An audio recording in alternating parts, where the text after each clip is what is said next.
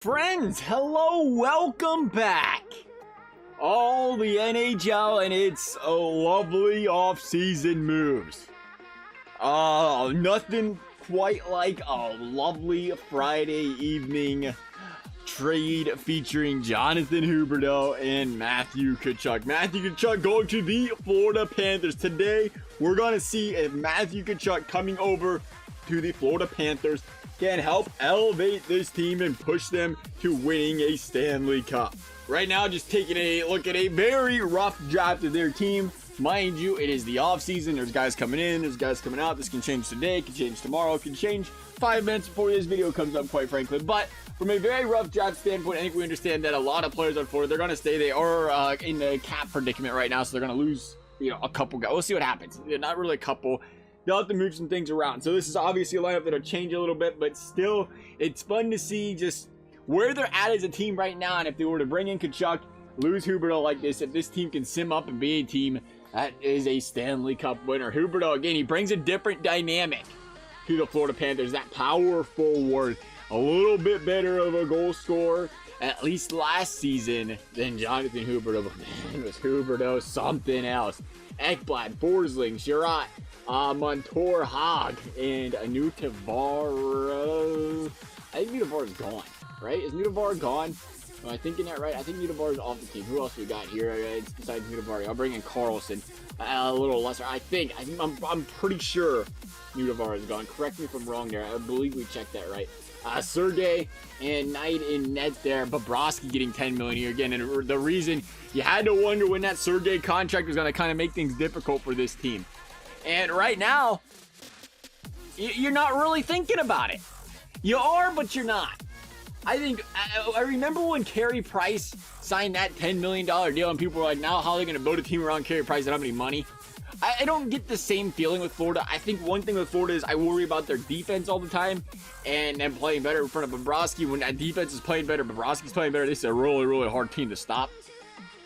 But again, that's what is interesting about this trade because they move some offense for some more offense. Not only do they move some offense for some more offense, they move some defense too. Mackenzie Weegar is out the door. Now, Florida, the Florida fans have watched this guy play substantially more than I have.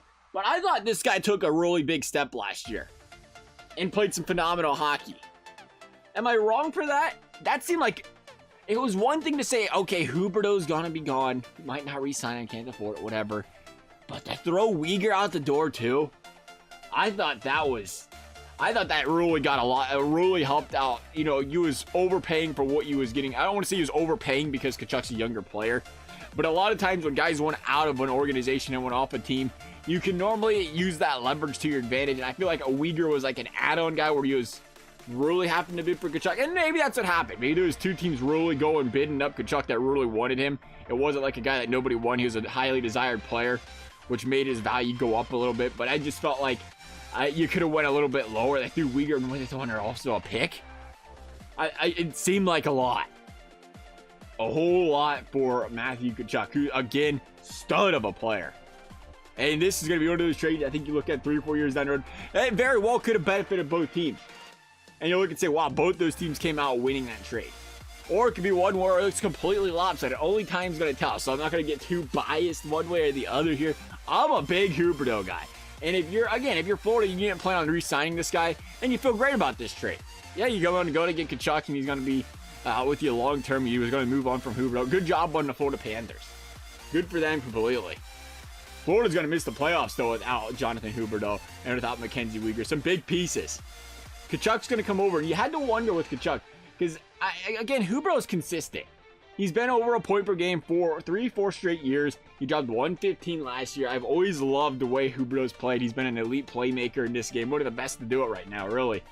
And he was a guy that brings the guys up around you. I don't know if Tkachuk was ready to take over that kind of role. He brings a different presence. He's got the size. He's got the grit. He's the better defensive hockey player. He's got the ability to score more goals than him. But you had to wonder what happened when he left Calgary and came to Florida, where really now he's the man. He was behind Gaudreau. Now he comes to Florida. Now he's the man. He's got the ability to do it. He's a heck of a player. How is he going to take control, though? We'll find out. Season hasn't started yet. It's going to be an exciting one, to say the very least.